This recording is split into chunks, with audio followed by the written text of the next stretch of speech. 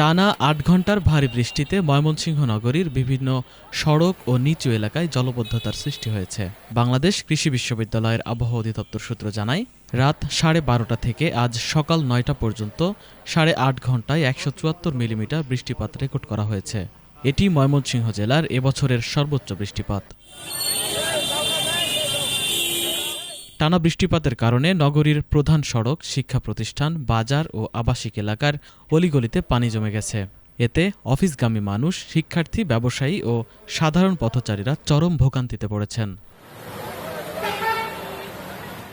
নগরীর শানকিপাড়া, আকুয়া, গোলকিবাড়ি, বলাশপুর, চরপাড়া, খাগডহর, গাঙ্গিনারপাড়, নতুন বাজার, জিলা স্কুল মোড়, কেওয়াটখালী সহ বিভিন্ন এলাকায় পানি জমে গেছে। অনেকের বসতঘরে পানি ওঠায় বেড়েছে ভোগান্তি।